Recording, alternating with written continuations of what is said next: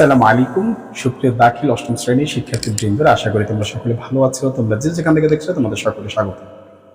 তো তোমরা কতটুকু কি বুঝতে পারছো কি পারছো না, পড়াশোনা দেখছো এই চ্যানেল থেকে যারা, তাদের থেকে ভালো কোনো রেসপন্স আশা করি। তোমরা অবশ্যই জানাবে তোমাদের ক্লাসগুলো পছন্দ হচ্ছে কিনা। তোমরা বলতে পারো তোমাদের পক্ষ থেকে কোনো সাজেশন থাকলে তার জানাতে পারো, স্যার এভাবে নেবে। তো চলো আমরা একটু কৌশল করে পড়াশোনা করবো, যাতে করে আমরা পুরো ব্যাপারটাকে জটিল ভাবে না বুঝে সহজে যেন বুঝে যায়। আসলে বিষয়টা এত সহজ না। আমরা বলি যে না, আসলে বিষয়টা সহজ যদি আমরা একটু কৌশল করে শিখতে পারি। তাই তো আমরা এখন শিখি। চলো আমরা আজকে যে চ্যাপ্টারটা পড়বো সেটা হচ্ছে আদ-দারসুল খামিস। অলরেডি আমরা 4টা চ্যাপ্টার শেষ করে ফেলেছি প্রশ্ন সহ। তো আজকেরটা হচ্ছে দারসুল খামিস, সেটা হচ্ছে ইলাল ওয়াল কওয়াইদ। ইলাল ওয়াল কওয়াইদ সেটা 5 নাম্বার পার্ট। সেটা এই 5 নাম্বার পার্টে আমরা আজকে চলে যাব। আর এই ক্লাসে ইনশাআল্লাহ পুরোটা শেষ করে দেব আশা করি। তবে আমার একটা কথা থাকবে, যারা শিখতে চায় তারাই বিশেষ করে আমার এই ভিডিওগুলো দেখবা। যারা এমনিতেই কোনো রকম ভাবে নামকে অস্তে পড়াশোনা করতে চাও তারা এই ভিডিওগুলো দেখার দরকার নেই, তোমাদের জন্য এই ভিডিওগুলো করা হচ্ছে না। মানে রেগুলারলি যারা প্রকৃতরূপে পুরো বিষয়টা বুঝতে চায়, একবার গভীর থেকে জানতে চায়, তাদের জন্য আমি বিশেষ করে ভিডিওগুলো করে থাকি। ভালোভাবে বুঝতে চায় তাদের জন্য, যারা পড়াশোনা করতে চায় তাদের জন্য মূলত, শুধু সাময়িক সময় নষ্ট করবে পড়াশোনার নামে, এদের জন্য আমি ভিডিওগুলো করি না। তো পড়াশোনা তো আমরাও করে এসেছি। তো আমরা এই যে এখন একটা অপবাদ বের হচ্ছে যে মাদ্রাসার ছাত্ররা কোরআন শিখ করতে পারে না, মাদ্রাসার ছাত্ররা ভালো কিছু করতে পারে না আরবিতে। তো ওই জিনিসটা থেকে বের হয়ে আসার চেষ্টা করতে চাচ্ছি, যে এমন কিছু হোক যে মাদ্রাসার ছাত্ররা সব দিক থেকে স্মার্ট থাকতে পারে যেন, এবং ইন্টেলিজেন্ট হতে পারে, সে বিষয়টা আমি চাচ্ছি। ঠিক আছে, তো চলো আমরা শুরু করে দেই। তো এখানে তোমার বইয়ের ভিতরে তুমি দেখতে পাবে উদাহরণে কিছু বলা আছে। তাজরি মিন তাহতিহাল আনহার, 4টা উদাহরণ দেওয়া আছে। এরপরে ইয়াকুলুল কাফিরু ইয়া লাইতানি কুনতু তুরাবা ওয়া মা ইয়াবুদু ইল্লা শাইতান, এই যে এখন বলছে ইল্লা গুরুরা ওয়া হাত্তা আদাকাল উরজুনুল কদিম, এই যে 4টা ব্যাপারে বলেছে, এই ব্যাপারটা কি কি, এখানে এগুলো তো সব ইলাল হয়েছে, এইগুলোর ভিতরে কি ইলাল হয়েছে। তো এই ইলালের ব্যাপারটা সম্পর্কে এখানে একটু আলোচনা করা হয়েছে। ঠিক আছে, তো এখানে এই ইলালের ব্যাপারটা একটু আলোচনা করা হয়েছে। তো এখন আমি তোমাদেরকে ইলালের ক্ষেত্রে একটা কাজ করব, সেটা হচ্ছে ইলাল কাকে বলে, সেই ইলালটা আমরা একটু জানবো। ঠিক আছে,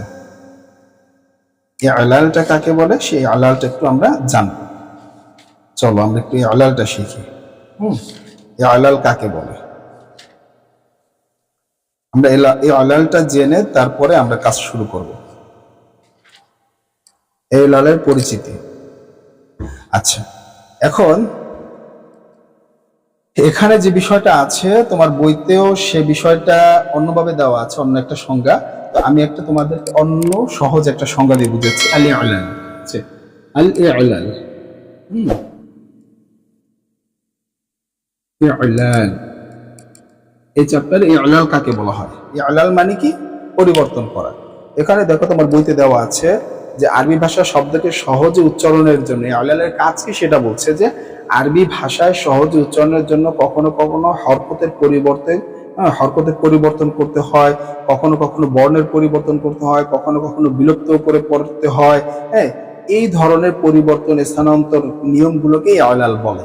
আরবিতে তোমার এখানে সংজ্ঞা দেওয়া আছে, দেখো মাঝখানের দিকে, এবং বাংলায়ও বলা আছে। তো এখানে আমরা এই সংজ্ঞাটা এইটা কোত্থেকে আসছে, এই ইলাল বাবে ইফআল, এই ব্যাপারগুলো একটু মনে রাখলে, এবং এই ইলাল অর্থ কি, ইলাল অর্থ হচ্ছে রোগাক্রান্ত করা বা তালিল করা, অর্থাৎ একটা শব্দকে জটিল অবস্থা থেকে, জটিল উচ্চারণ থেকে সহজে কিভাবে পড়া যায় সেই অবস্থায় নিয়ে আসাকে বলা হয় ইলাল। ঠিক আছে, তো এখন এটা আরবি একটা সংজ্ঞা আমরা শিখবো। সে সংজ্ঞাটা হচ্ছে আল ইলাল তারিফুহু, যদি বলি হুয়া তাওয়িল, যে হুয়া তাওয়িল, তোমার বইতেই দেওয়া আছে। ঠিক আছে, হুয়া তাওয়িরু,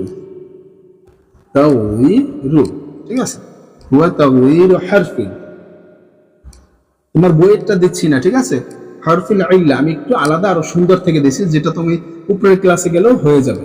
ইল্লাহ মানে মেইনটা দিচ্ছি আমি। ঠিক আছে, লিতাখফিফি, যে মূল কথাটা জানা দরকার সেটাই দিচ্ছি। লিতাখফিফি, লিতাখফিফি, ঠিক আছে, লিতাখফিফি বিকলবি, বিকলবিহি, বিকলবিহি, আচ্ছা, বিকলবিহি আও ইসকানিহি, আও ইসকানিহি, এখানে একটু নিচে দেই, আও ইসকানিহি, ইসকা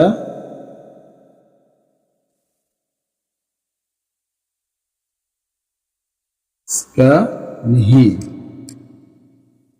ঠিক আছে, আও ইসকানিহি অথবা আও নাকলিহি, নাকলিহি আও হাযফি, আও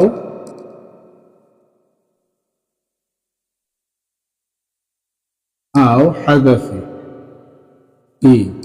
আচ্ছা, এই হচ্ছে আমাদের ইলালের সংজ্ঞা, আরবি সংজ্ঞা। বাংলা সংজ্ঞা তোমার বইতে দেওয়া আছে, তোমরা এইটা আরবিতে শিখে ফেলো। এটা শিখলে কি হবে, আমরা এই আজকের ভিডিওতে ইনশাল্লাহ আশা করি পুরো ইলালটা শেষ করে দেওয়ার চিন্তা ভাবনা আছে। তো এখানে যে বিষয়টা আমরা শিখবো সেটা হচ্ছে ইলালের সংজ্ঞাটা একটু ভালো করে জানি। আরবি টু আরবি জানলে কি হবে, তোমাদের উপর ক্লাসে যে মানে কষ্ট হবে না, তোমরা আর কি মাদ্রাসা ছেড়ে ক্লাস স্কুলে ভাগবে না। অনেক পোলাপান আমরা মাদ্রাসা ছেড়ে স্কুল ভাগি, কারণটা কি? মনে হচ্ছে যে আরবিটাকে ভয় পায়, আরবিটা পারি না, বুঝি না, এই ব্যাপারটা। যদি এখান থেকে একটু বোঝার চেষ্টা করি এই ক্লাস থেকে, তখন আর উপরে ক্লাসে গেলে এই ঝামেলাটা হয় না। তো এখান থেকে তোমরা চেষ্টা করো, কারণ তোমরা তো বড় হয়ে যাচ্ছ, বুঝছো না? তোমরা ক্লাস 8-এ পড়ো, এখন কি তোমাদেরকে বুঝাতে হবে সব? মোটামুটি বোঝার বয়স হয়েছে। তো আসো, এখানে কি বলছে?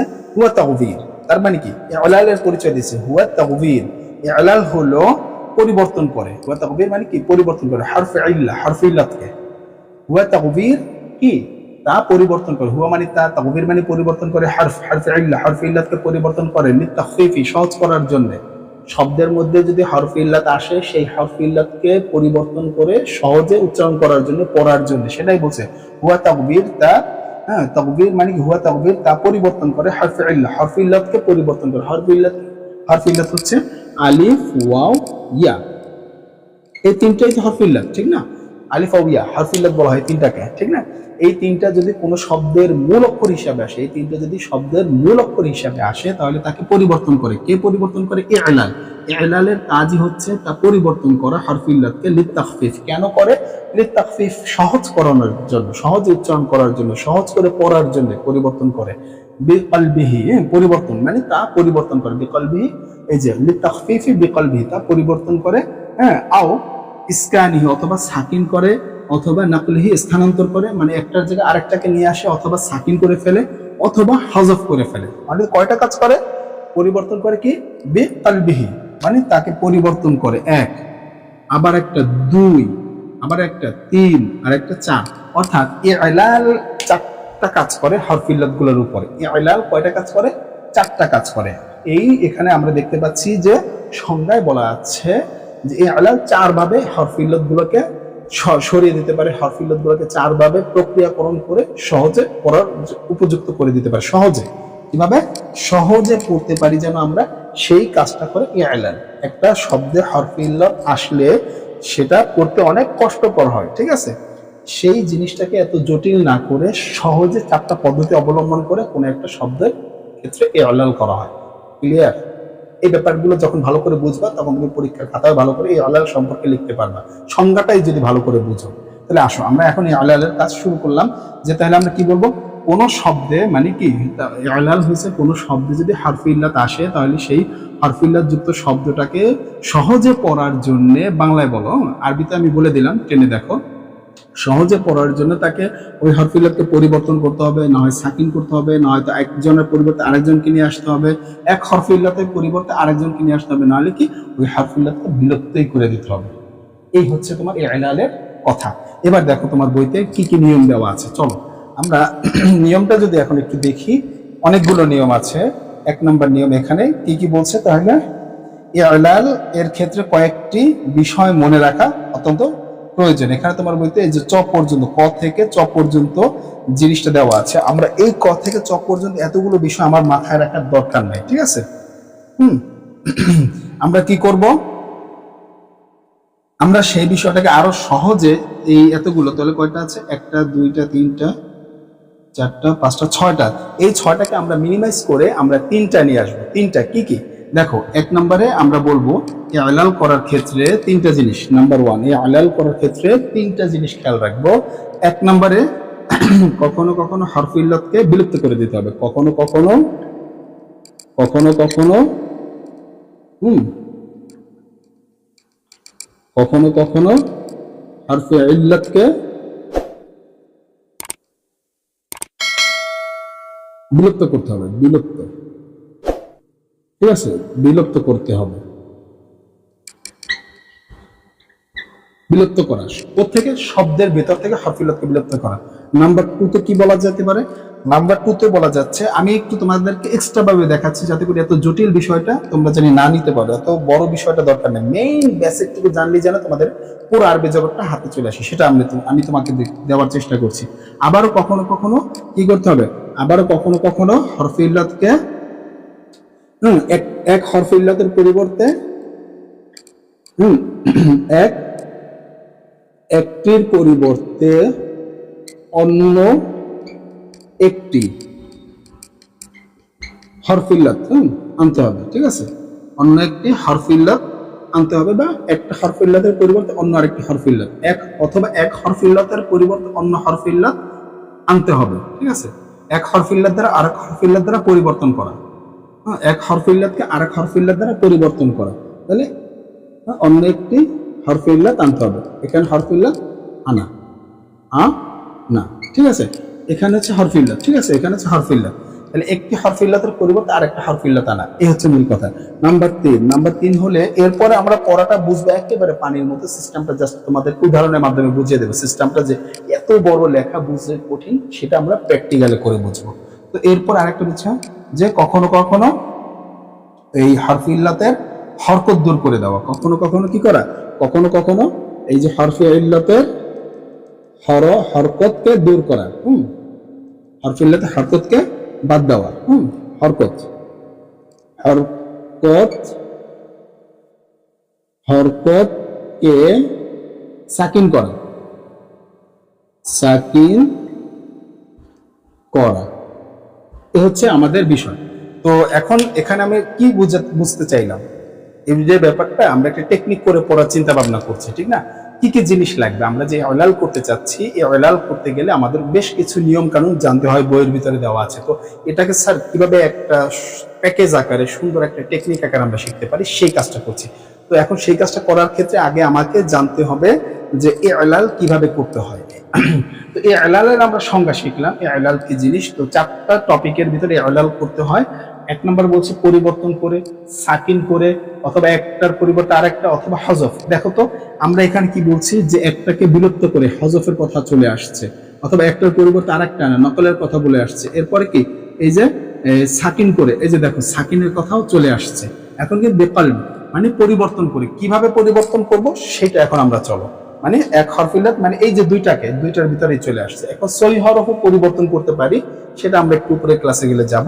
তো এখন চলো আমরা কিভাবে পরিবর্তনটা করি। এখন এখানে তোমার বইতে দেখো প্রথমে যে নিয়মটা দেওয়া আছে সেটা হচ্ছে ওয়াও এর ক্ষেত্রে, ঠিক আছে? ওয়াও এর ক্ষেত্রে 1 নম্বর নিয়ম অনুসারে এখানে মোট কয়টা নিয়ম আছে এই ওয়াও এর ক্ষেত্রে, আগে সেটা একটু ক্লিয়ার হয়ে যায়। ওয়াও এর ক্ষেত্রে, ওয়াও এর ক্ষেত্রে ওয়াও এর ক্ষেত্রে ইলাল এর নিয়ম সমূহ, ওয়াও এর ক্ষেত্রে ইলালের নিয়ম সমূহ।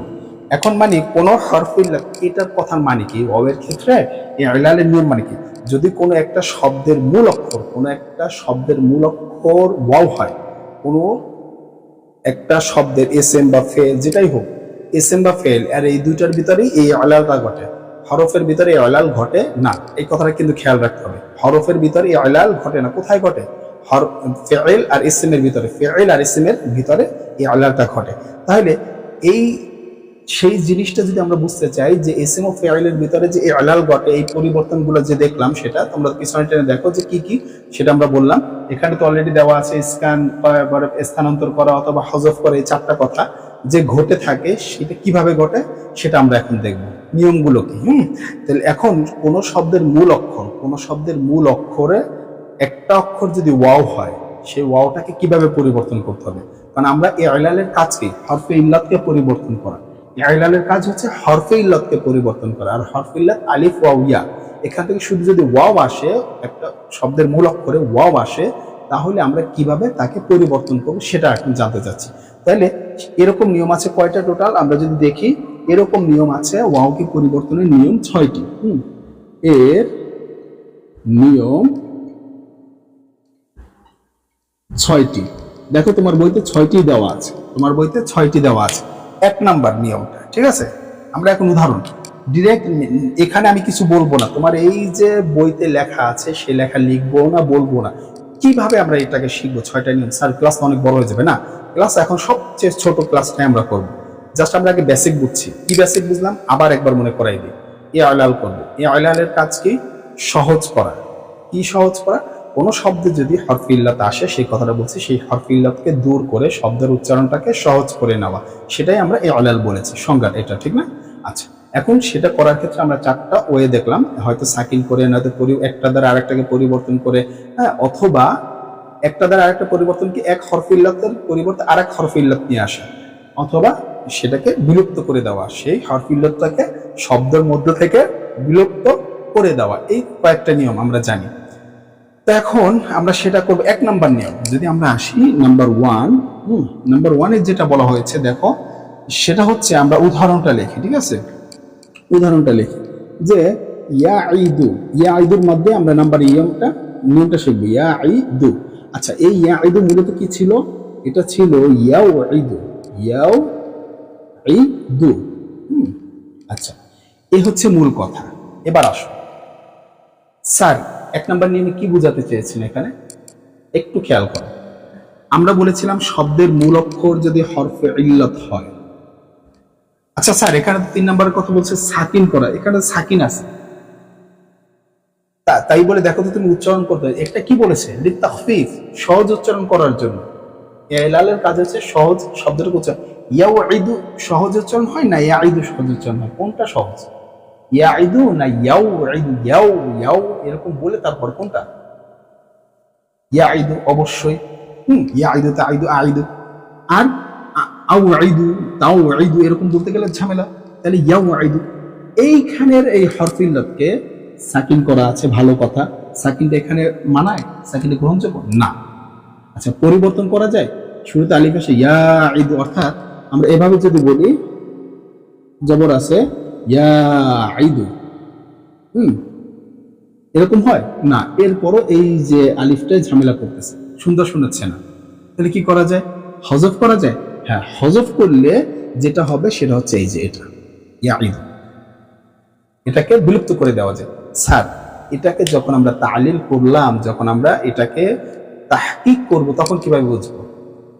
এটা বোঝার ক্ষেত্রে আমাদের কিছু বাব আছে, এই বাব সম্পর্কে ধারণা থাকতে হবে। এগুলো আমরা কি বাবের খাসিয়াতে তখন এই আলোচনাগুলো করবো, সামনে আসবে ইনশাআল্লাহ, সামনে আসবে। তো 1 নাম্বার নিয়ম আমরা বুঝলাম। এরকমই আবার তাঈদু, তাঈদু, এই যে তাঈদু ঠিক একইভাবে ছিল তাউঈদু, তাউঈদু এরকম ছিল। তো সেটাকে আমরা সহজ করার একটা ওয়াওটাকে হজফ করে দিয়েছি, মানে 1 নাম্বারটা আমরা পেয়ে গেলাম সংজ্ঞা অনুযায়ী। ক্লিয়ার? তাহলে আমাদের 1 নাম্বার শেষ, ঠিক আছে? এখন আরেকটা নিয়ম যে আমরা চলে যাব, এখানে তোমাদের এখানে বলছে অনেক কিছু বলছে, উদাহরণের মাধ্যমে শব্দ আইদু তাঈদু অনেক কিছু ছিল। এই যে ব্যাপারটা তুমি এখন ব্যাখ্যা করতে পারবে, তাঈদু আইদু না আইদু, হ্যাঁ, সবকিছু একই রকম, সব সিগাগুলো। আমার মূলত লক্ষ্যই ছিল এই ওয়াওকে বিলুপ্ত করা। আমার মূল লক্ষ্য ছিল কি? ওয়াওকে বিলুপ্ত করা। তো আমি ওয়াও বিলুপ্ত করে দিয়েছি। আমি দেখতেছি না একটার পরিবর্তে আরেকটা আনা যায় না, সেখানেও জটিলতা থাকে। আমি দেখতেছি সাকিন করলে সেটাও হয় না, সেটাও জটিলতা থাকে উচ্চারণের ক্ষেত্রে। কিন্তু আমি যদি ওয়াকফ করে না করে, সাকিন না করে, আমি ডিরেক্ট যদি এখান থেকে বাদ দিয়ে দিই ওয়াওটাকে, তাহলে আমার কি করতে হবে? উচ্চারণটা সহজ হয়ে যায়। তাহলে আমার জন্য উচ্চারণটা সহজ, আমি সেই কি করেছি? পরিবর্তন মানে না করে হজফ করে ফেলেছি। আমি কি করেছি? হজফ করে ফেলেছি, তাহলে হয়ে যাবে। এখন এগুলো আমরা বুঝবো কিভাবে অন্য ভাবের ক্ষেত্রে, কারণ আমরা জানি কখনো দুইটা, এটার পরে এই আলোচনাগুলো পরে। এগুলো যদি বুঝতে চাও তাহলে আমি একটা কথা বলবো, আমার ইলমুস সরফ এই ইলমুল পাঞ্জে গানজের উপরে একটা কোর্স চালু আছে আমার এই ইউটিউব চ্যানেল। সেখানে যদি তোমরা আরো ভিতর মানে ডিপলি জানতে চাও, সেখানটা যদি যাও, সেখানে ইনশাল্লাহ বিস্তারিত পাবে। তো চলো, বেশি দেরি হয়ে যাবে, এটা আমরা বুঝতে পারলাম। তো এখানে কিছু কথা বলা আছে, এক্সট্রা কথা, সেই কথাগুলো যদি আমার কথাটা বুঝো তাহলে আর কোনো ঝামেলা নাই, ঠিক আছে? এই হচ্ছে বিষয়। তো চলো পরবর্তী 2 নাম্বার নিয়মটা আমরা কাজ করি। এটা তো শেষ। 2 নাম্বার নিয়মটা কি বলা আছে? তোমাদের বই থেকেই আমি দিচ্ছি, ঠিক আছে? এখানে তোমাদের বই থেকেই দিচ্ছি। ওই যে এক্সট্রা কিছু কথা তোমাদের বইতে আছে, তোমরা যদি কথাটা একটু ভালো করে আমার এই কথাটা যদি দেখো, এক্সট্রা কথাটাও তোমার বোঝা করে গেছো, স্যার এখানে অন্য কিছু আছে, এটাও না, কথাই একই। আইদু তাইদু না আইদু যাই বলি না কেন এক কথা হযফি করতে হবে, বিলুপ্ত করে আমরা আইদু না আইদু তাইদু বানাইছি, ঠিক আছে। আচ্ছা এই কথাগুলো এক্সট্রা কিছু কথা বলছে, জবর যে লাজিমা কাসরা এত কিছু বলেছে, এগুলো দরকার নাই। তবে একটা ব্যতিক্রম আছে, ব্যতিক্রমটা কি? এক নম্বর নিয়মে ব্যতিক্রমটা হচ্ছে ডট ডট, ব্যতিক্রমটা হচ্ছে যদি এই ইয়াদ থাকে ইউজিবু, আচ্ছা যদি ওয়াওয়ের পূর্বে পেশ থাকে, ওয়াওয়ের পূর্বে পেশ থাকে, ওয়াও সাকিন যুক্ত ওয়াওয়ের পূর্বে যদি পেশ থাকে তাহলে ওয়াওকে আর বিলুপ্ত করা যাবে না, তখন ইউজিবু। তাহলে তার মানে আমরা বুঝতে পারলাম যদি এই যে তাইদু বা আইদু, ইয়াইদু যে বললাম তার আগে জবর ছিল তাইদু, হ্যাঁ তার আগে জবর ছিল, হ্যাঁ এবার জের মাঝখানে, জের মাঝখানে অর্থাৎ কি বোঝাতে চেয়েছে যে এখানে ছিল এভাবে ইয়াইদু অথবা তা বলো, এই যে জবর, এই জবর এবং এই যে জের এর মাঝখানে ওয়াওটা আসছে, তোমার বইতে এই নিয়মটাই বলা আছে জবর এবং জের, ওয়াওয়ের আগে জবর ওয়াওয়ের পরে জের, ওয়াওয়ের আগে জবর ওয়াওয়ের পরে জের, এর মাঝখানে যদি ওয়াওটা আসে তাহলে কি করতে হবে? ওই ওয়াওটাকে আর রাখাই যাবে না, ওয়াওটাকে বিলুপ্তই করতে হবে। এখানে অন্য কিছু দ্বারা পরিবর্তন সাকিন কিচ্ছু করা যাবে না। জের এবং জবর এবং জের এর মাঝখানে যদি ওয়াও আসে, প্রথমে জবর থাকবে, পরে ওয়াওয়ের পরে জের থাকবে, ওয়াওয়ের আগে জবর থাকবে, ওয়াওয়ের পরে জের থাকবে, যদি এরকম হয় তাহলে ওই ওয়াওকে রাখাই যাবে না, বিলুপ্তি করে ফেলতে হবে। সেই কথাটাই ওখানে বলছে। তবে যদি ওয়াওয়ের আগে যদি পেশ থাকে তাহলে সে এখন যদি ইয়াজিবু এখানে জের আছে, যে জিমের নিচে পেশ আছে, পরে জের আছে, তাতেও সেখানে আর পরিবর্তন করা সম্ভব না। কারণটা কি? আমরা জানি ওয়াও সবসময় পেশকে চাই, জবরের বাম পাশে জজম, জবরের বাম পাশে খালি আলিফ মাদের হরফ, জেরের বাম পাশে জজম আলা ইয়া মাদের হরফ, পেশের বাম পাশে জজম আলা। তার মানে এই যে কথাগুলো বলেছি যে ওয়াও সবসময় পেশকে চায়, ইয়া সবসময় জেরকে চায়, আলিফ সবসময় জবরকে চায়, তাহলে যেহেতু ওয়াও এর পক্ষে চলে আসছে পেশ, তাহলে তার আমাদের এখানে ওয়াওকে বিলুপ্ত করার কোনো অধিকার নাই। এটাই হচ্ছে আমাদের এক নম্বর নিয়ম। ক্লিয়ার? আশা করি, আশা করি। আচ্ছা এবার আসো আমরা সহজে সবগুলো হয়ে যায়, না বুঝলে বারবার টেনে দেখো, পুরো বিস্তারিত বলে দিচ্ছি। 2 নাম্বারটা আসো, ব্যতিক্রমটাও বলে দিলাম, ঠিক আছে।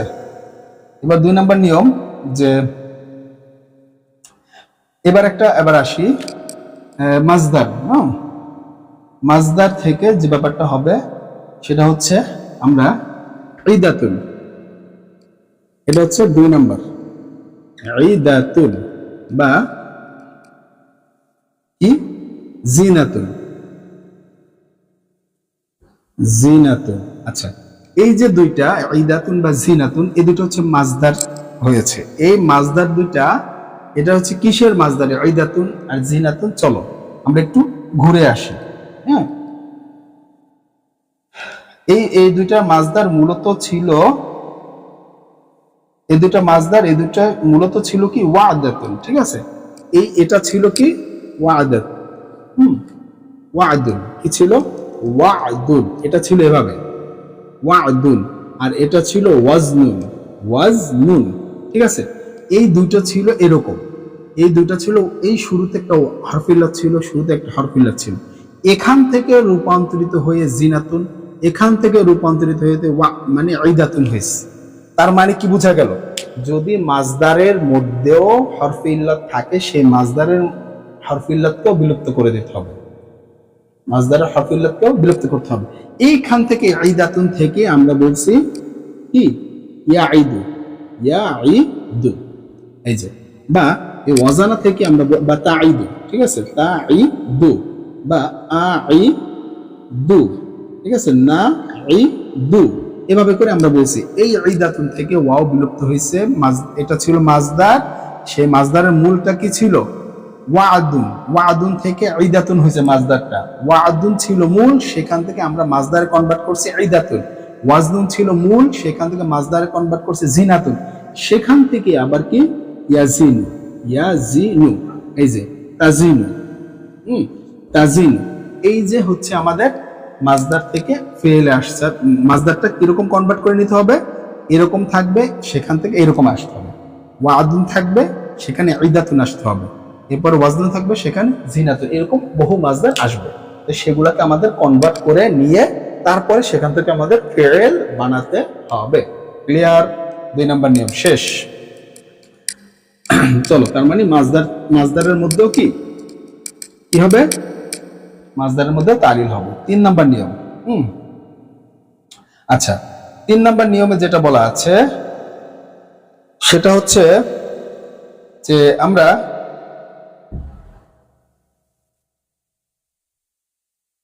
এটা হচ্ছে একটা আলোচনার মাধ্যমে, ঠিক আছে? এখানে হচ্ছে আলোচনার মাধ্যমে, সেই আলোচনাটা দুইটা ক্ষেত্রে বিভক্ত হয়, ঠিক আছে? যদি কোনো শব্দের মূলে অর্থাৎ মাজদারেও যদি হরফে ইল্লাত থাকে এবং ফেলেও যদি হরফে ইল্লাত থাকে, সেই দুটাকেই আমরা পরিবর্তন করব। এই যে বললাম, যেরকম এখানে আমরা বলি যে কিওয়ামুন, মাজদারে কি আছে? 3 নম্বর নিয়মে হচ্ছে কিওয়ামুন, কিওয়ামুন। আচ্ছা, এটা থেকে আমরা যখন মাজদার কনভার্ট করব তখন বলবো কিয়ামুন। এই যে ওয়াওটা ইয়া হয়ে যাবে, যেহেতু কিওয়ামুন ছিল কফের এই ওয়াওয়ের আগে। স্যার ভালো কথা, এখানে তো একটা কথা, ওয়াওয়ের পরে একটা আলিফ ছিল, আলিফ তো সবসময় জবরকে চায়, ভালো কথা। এখন যদি ওয়াওকে আলিফ বানাই ফেলো কিমুন, ঠিক আছে? এই যে দুইটা আলিফ হয়ে গেল, তো দুইটা আলিফ হলে কি ওয়া মানে উচ্চারণই তখন হইতেছে না। মানে কি কেমন হয়ে যাবে দেখো, জিনিসটা হবে এরকম। এই ওয়াওটা চলে গেল, জবরটা আলিফ বানাই দিলা, এরপরে আবার সাথে একটা আলিফ। এখন কিভাবে পড়বো বলো তো? পড়ার কোনো সিস্টেম আছে? পড়ার সিস্টেম নাই। তাহলে এটাকে আমরা বাদ দিয়ে দিলাম। তাহলে এইটা বাদ দিয়ে আমরা কি করব? সেই শুরুতে যেহেতু জের আছে, যে সবসময় ইয়াকে চায়, এই হরফে ইল্লাতকে পরিবর্তন করতে হবে। কাকে দ্বারা স্থানান্তর করতে হবে? কাকে দ্বারা? ওয়াওকে দ্বারা। ওয়াওকে ইয়া দ্বারা স্থানান্তর করতে হবে। ওয়াওকে ইয়া দ্বারা স্থানান্তর করে ইয়ামুন বানাতে হবে, ঠিক আছে? এইটা হচ্ছে বিষয়। এভাবে করে আমাকে পরিবর্তন করতে হবে। এইটাই হচ্ছে কিয়াসের আলোচনা। এই ব্যাপারে দেখো, কুফাবাসী একটা কথা বলেছে। কুফাবাসীর মত অনুযায়ী ফেল হচ্ছে আসল। ফেল হচ্ছে আসল। সেখান থেকে কি ফেল হচ্ছে মৌলিক শব্দ, আর মাজদার হচ্ছে তার শাখা। মানে কি, ফেলই হচ্ছে মূল বিষয়, ফেলই হচ্ছে তালিলের প্রধান, সেখান থেকেই শাখা আসে মাজদার। আবার বসরাবাসী আরেকটা দল, সেই দল বলতেছে যে না, যে মাজদার হচ্ছে আসল, ফেল হচ্ছে তার শাখা। তাহলে এখন দুজনার ব্যাপারটা একটা ঝামেলা লাগে গেছে দুইজনের। এখন দুজনারটা সঠিক করতে হবে। তাহলে কিভাবে দুজনার সঠিকটা হবে? দুজনারটাই সঠিক ধরে যে না, হ্যাঁ, দুই ক্ষেত্রেই তালিলটা প্রযোজ্য। কিভাবে বলবো? দুই ক্ষেত্রেই তালিলটা প্রযোজ্য। ক্লিয়ার? এ হচ্ছে বিষয় 3 নাম্বারটা। বুঝতে পেরেছি? না বুঝলে টেনে দেখো। আচ্ছা, আমরা এবার 4 নাম্বারটা চলে যাই। 4 নাম্বারটায় বলা আছে, কি বলা আছে? 4 নাম্বারটা বলা আছে ইফআল, ইস্তিফআল। কি বলা আছে? নাকি? হ্যাঁ, ইস্তিফআল না? হ্যাঁ, ইস্তিফআল। আচ্ছা, ইস্তিফআল ও ইফআল এগুলো কি লিখতেছি? বাবে বাব আছে না, 43টা বাব মিজানে পড়েছি আমরা 6-7-এ। এই এর বাবের মূল শব্দে, বাবের এই বাবের গুলার মূল ক্রিয়ামূলে মানে মাজদারে, এই বাবগুলোর মাজদারের ফা কালিমাতে ওয়াও আসলে ওই ওয়াওটি মাজদার এর মধ্যে ইয়া হয়ে যায়। কি বলছে দেখো তোমার বইতে, মানে এভাবে বলছে, যদি এর মাজদারটা কি, যে ফেলের মধ্যে, ঠিক আছে, ভাবে ফা কালিমাতে আও কদা, যেরকম আও কদা তোমার বইতে দেওয়া আছে, আও কদা, এখানে এই যে ওয়াওটা আসছে, ওয়াওয়ের নিয়মে তো আমরা আছি 3 নম্বর নিয়মে। তাহলে ওয়াওটা যেহেতু আসছে, এই ওয়াওটা যখন মাজদারে চলে যাবে, এটার মাজদার কি? কি করার সময় মাজদার লাগবে না? মাজদার কি? তখন বলবো ই কদুন। তখন কি বলবো?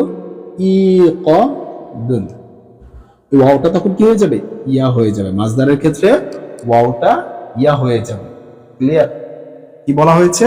এই দুই বাব থেকে, ইফআল বা ইস্তিফআল, আমরা এটা কি ইফআল থেকে করলাম, এই বাব থেকে। আচ্ছা, ইস্তিকাদুন, এবার আসি এটা কি বানাই, যে আমরা 4 নম্বর ইস্তিকাদুন, হ্যাঁ, তাহলে এটা আমরা ইস্তাওকাদা ছিল, কি ইস্তাওকাদা,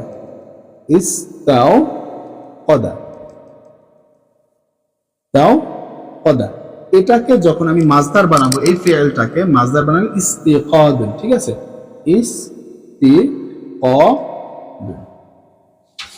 ঠিক আছে, তখন কি হয়ে যাবে, হ্যাঁ, ইস্তিকাদুন, ইস্তিকাদুন,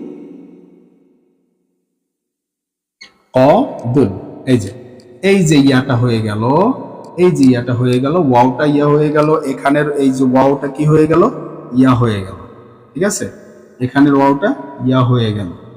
4 নম্বর নিয়মে এটা বলেছে, যখন ফেলের ভিতরে এরকম দেখো ফাঁকা কালিমাতে এই দুই ভাগ থেকে, দেখো এই দুই ভাগ চেনার উপায় কি, আলিফ সিনতা, আলিফ সিনতা, আবার এটার ভাগ চেনার কি, শুরুতে একটা হামজা ওয়াসল মানে হামজা কত ইয়া আসা, এই যে কত ইয়া আসা ফাঁকা কালিমাতে এটা আসছে, তাই এটা ইয়া হয়ে গেছে। ক্লিয়ার? হ্যাঁ, আমাদের নিয়ম 4টা শেষ। এবার চলো আমরা 5 নম্বর নিয়মে চলে যাব। 5 নম্বর নিয়মটা একটু দেখি, 5 নম্বর নিয়মটা কি আছে। আচ্ছা, এবার আসো, যদি কোনো শব্দে সাকিন বিশিষ্ট ওয়াও আর সে ওয়াও এর পূর্ব অক্ষরে জের হয়, লোক্ত ওয়াওকে ইয়া দ্বারা পরিবর্তন করতে হবে। অর্থাৎ যেরকম এটা হচ্ছে 5 নম্বর নিয়ম। 5 নম্বর নিয়ম যেরকম মিউজান, যেরকম মিউ নাকি, হ্যাঁ আছে, মিউজানুন, এখানে এখানে বলছে যদি কোনো শব্দ মানে যে সাকিন বিশিষ্ট ওয়াও, এই যে সাকিন বিশিষ্ট শব্দের মধ্যে সাকিন বিশিষ্ট ওয়াও হয়, সেই সাকিন বিশিষ্ট ওয়াও আর তার পূর্বে অক্ষরে জের, এই যে দেখো সাকিন বিশিষ্ট ওয়াও এর পূর্বে অক্ষরে জের, জের হয়, জের আছে, তাহলে উক্ত ওয়াওকে, এই ওয়াওকে তখন ইয়া দ্বারা, তাহলে কি করতে হবে, মিজান, এই যে দেখো মিজান যে আসছে না, মিজান, এই যে মিজান বই কথা বলো না, এই সেই, এটা মূলত ইয়াটা কি ছিল, ইয়াটা কোনখান থেকে আসছে, এই যে এখান থেকে ওয়াও থেকে রূপান্তরিত হয়ে মিজান হয়েছে। ক্লিয়ার? বুঝতে পেরেছি? একবার দুবার পড়লেই হয়ে যাবে। এবার আসো 6 নম্বর নিয়ম। আমরা ভিডিওটা বড় করতে চাই না, সংক্ষেপে টেনে টেনে দেখো, টেনে টেনে দেখো, এবার পজ করে দেখো। 6 নম্বর নিয়ম, 6 নম্বর বলছে যে এবার একটু বোঝার বিষয় যে দরাবা ও হাসিবা, ঠিক আছে, বাবে দরাবা ও হাসিবা, এই দুই ভাব থেকে, ঠিক আছে, এই দুই ভাবের ফাঁকালিমাতে, এই দুই ভাব থেকে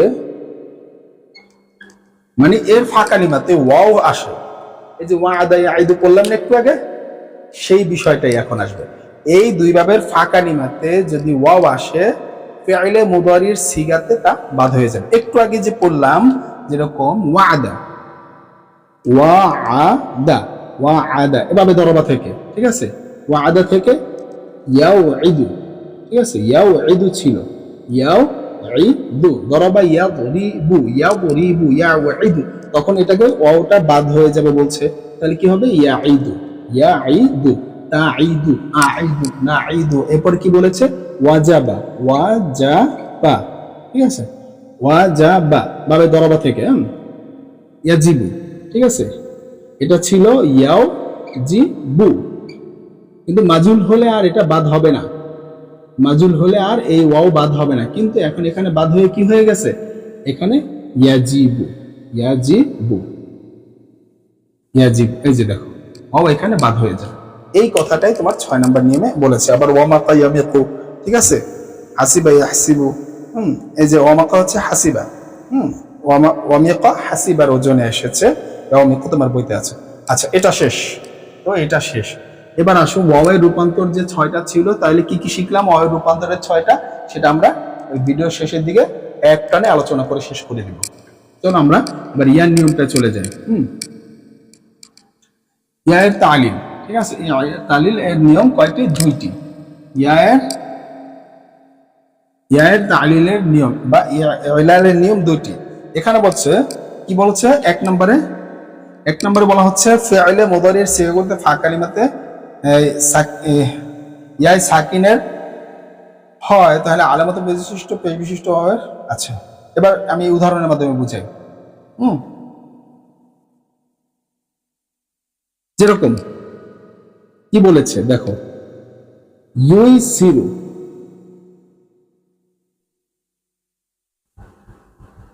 ইউই সিরু, ঠিক আছে, ইউসিরু।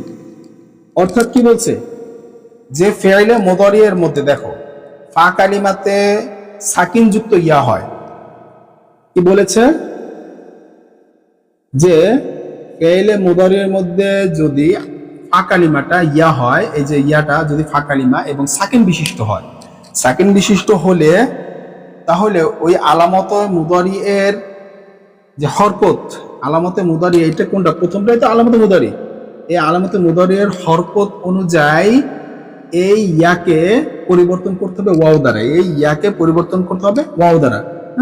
মানে এটা কি হইতে হবে, সবসময় পেশ হইতে হবে, আলামতে মুদারিটা কি হইতে হবে, পেশ হইলে তাহলে ওয়াও দ্বারা। কিন্তু আলিফ হলে তখন ইয়াসিরু, তাহলে আরেকটা হয়ে গেল, ঠিক না, সেটা হবে না, শুধু পেশ হইতে হবে এবং ইয়াটার পূর্বে যে আলামতে মুদারি থাকবে সেটা কি হইতে হবে, পেশই হইতে হবে, তাহলে ইয়াটাকে আমরা ওয়াও দ্বারা ইউসিরু, ইউসিরু।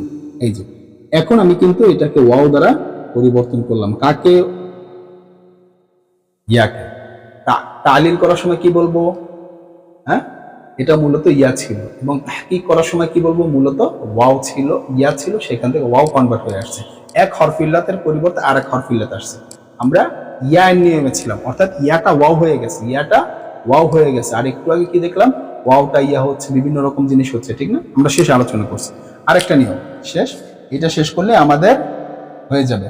আবার ইউ কিনু, অনেকটা আরো একটা আছে, ইউ কিনু, যে ইউ কিনু বলে, ইউ কিনু, ইউই কিনু ছিল, এটা ছিল কি ইউই কিনু, এই যে ইউই কিনু, এই যে দেখো ভাবে দরবা থেকেই। আচ্ছা, এটা কি হয়ে গেল, এই যে দেখো শুরুতে পেশ আছে, ইয়াটা সাকিন, তার মানে ইউ কিনু হয়ে যাবে, ইউ কিনু, কোন সময় পড়ো না, ইউ কিনু। এই যে দেখো, এই যে এই ওয়াওটা, ইয়াটা কি হয়ে গেল, ওয়াও হয়ে গেল, ইয়াটা কি হয়ে গেল, ওয়াও হয়ে গেল। কেন ওয়াও হয়ে গেল, কারণ ইয়া এর পূর্বের অক্ষরে পেশ আছে, আলামতে মুদারিতে পেশ আছে, এই কথাটাই বলেছে, ঠিক আছে। এই একটা উদাহরণ গেল দুইটা। এবার 2 নম্বরে চলো, এবার আমরা 2 নম্বরে চলি। এটা পজ করে দেখো, ভিডিওটা এমনিতেই বড় হয়ে গেল।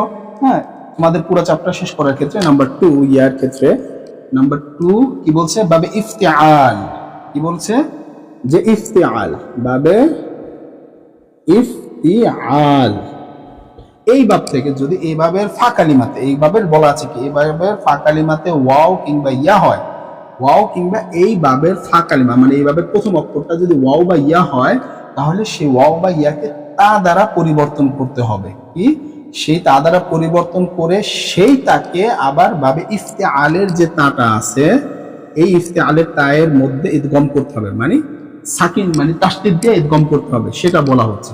তাহলে কি একটু উদাহরণ দেখো, এখানে উদাহরণটা বলা হচ্ছে এর ফা কালিমাতে, ঠিক আছে, ফা কালিমাতে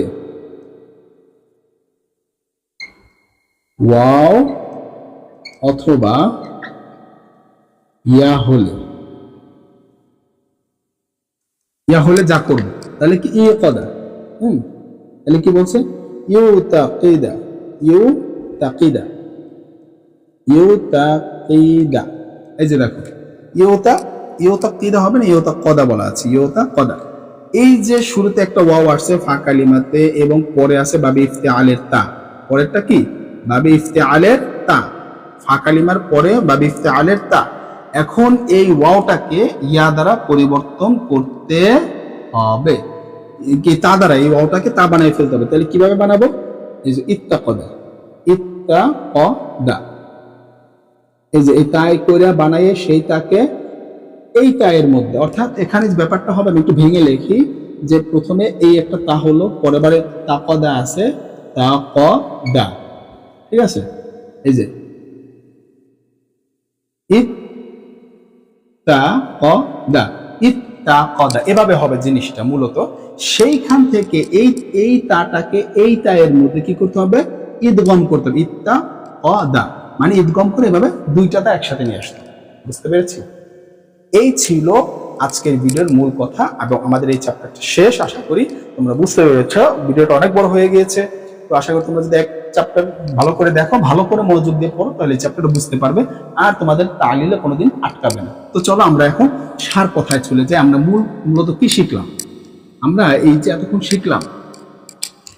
শিখলাম যেটা, সেটা হচ্ছে এক কথা আমরা বলি পুরোটা কি শিখেছি, আমাদের কি ছিল আজকে শেখার। এই যে আমরা ইলাল বা তালিল শিখলাম, সেখানে মূলত কথাটা ছিল যে এক নম্বর কথা ছিল ওয়াও, ওয়াওকে পরিবর্তন, ওকে পরিবর্তন করার জন্য কয়টা নিয়ম? 6টি নিয়ম আমরা ব্যবহার করেছি, 6টি নিয়ম। ঠিক আছে, 6টি নিয়ম ব্যবহার করেছি, 6 নিয়মের মধ্যে এটা পরিবর্তন করেছি। এবং 2 নাম্বার কি ছিল? ইয়াকে পরিবর্তন এর জন্য আমরা 2টি নিয়ম ব্যবহার করেছি। ক্লিয়ার? তাহলে 6টি নিয়মের ভিতরে কি কি ছিল? 1 নাম্বার ছিল যে একটা ওয়াও আসবে, সেই ওয়াও এর আগে থাকবে জবর, পরে থাকবে জের। ঠিক আছে, পরে থাকবে জের। তাহলে এই ওয়াওটা কি হয়ে যাবে? ওয়াওটা পরিবর্তন হয়ে, মানে কি পরিবর্তন হবে না, ডিরেক্ট হযফ হয়ে যাবে, বাদ হয়ে যাবে। এটা ছিল 1। 2 নম্বরে কি শিখেছিলাম? মাজদারের মধ্যে যদি ওয়াও থাকে, সেই ওয়াওটাকে বাদ দিয়ে হযফ করতে হবে, ওয়াওটাকে হযফ করে এরপরে মাজদারটা আসল রূপে নিয়ে আসতে হবে। যেরকম কি শিখেছিলাম, যেরকম ওয়াদুন থেকে ঈদাতুন, কি শিখেছিলাম? ঈদাতুন, এই ওয়াওটাকে বাদ দিয়ে দিতে হবে। 2 নম্বরে এটা কাদের এই বিষয়টা নিয়ে দুটো আলোচনা ছিল। এক ছিল বসরাবাসী আর কুফাবাসীর ভিতরে, ঠিক না? কেউ বলেছেন মাজদারকে আসল, কেউ বলেছেন ফিইলকে আসল, আবার কেউ বলেছেন ফিইলকে আসল মানে শাখা প্রশাখা। হ্যাঁ, একদল বলেছেন কি মাজদার আসল ফিইল শাখা, আবার আরেক দল বলেছে ফিইল শাখা মাজদার আসল, ঠিক না? এরকম করে বলেছে না, মাজদার আসল ফিইল শাখা, আবার কেউ বলেছে ফেল আসল মাজদার শাখা, ঠিক না? এটা একটা গেল, এটা গেল 3। 4 নম্বরে বলেছিলাম বাবে ইফআল বা ইস্তেফাল, এই দুইটার ক্ষেত্রে কি, যদি ফা কালিমাতে ওয়াও হয় এবং ওয়াওর মাজদারে সে ওয়াওটা কি হয়ে যাবে? মাজদারে ইয়া হয়ে যাবে, মাজদারে কি ইয়া হয়ে যাবে, ঠিক আছে? আও তাকদা ই তাকদান হয়ে গেছে। দেখো এবার 5 নম্বরে কি শিখেছিলাম? 5 নম্বরে শিখেছিলাম সাকিন বিশিষ্ট ওয়াও, যদি কোনো শব্দে সাকিন বিশিষ্ট ওয়াও হয়, সে ওয়াওয়ের পূর্বে জের হলে কি হবে? সে ওয়াওটা ইয়াতে রূপান্তর হয়ে যাবে, যেরকম মিউজানুন থেকে শিখেছিলাম। 6 নম্বরে কি শিখলাম? দরাবা হাসিবা, তোমার বইতে দেখো ফা কালিমাতে ওয়াও হলে সে ওয়াওটা ফেল মুদারিতে আসলে বাদ হয়ে যায়। এটা গেল আমাদের এই প্রথমটা নিয়ম, 6টা নিয়ম। আর শেষে 2টা কি শিখলাম? ইয়া এর ক্ষেত্রে ফেলে মুদারির ফা কালিমাতে সাকিন বিশিষ্ট ইয়া থাকলে এবং তার পূর্বে যদি জবর থাকে, তাহলে সেই ইয়াটা ওয়াও হয়ে যাবে। আর শেষেরটা কি শিখলাম? যে বাবে ইফতিআলের ফা কালিমাতে ওয়াও হলে সেই ওয়াওটা কি হয়ে যাবে? তা হয়ে যাবে, তা দ্বারা আবার তাই ধম হবে। এই ছিল আমাদের ক্লাস। এরপরে আমাদের এই প্রশ্নটা তাদরিবাত যেটা আছে অনুশীলনী, এরপর আমরা প্রশ্ন সমাধান করব। তো আজ পর্যন্ত, পরবর্তী ভিডিও দেখা হবে। আসসালামু আলাইকুম।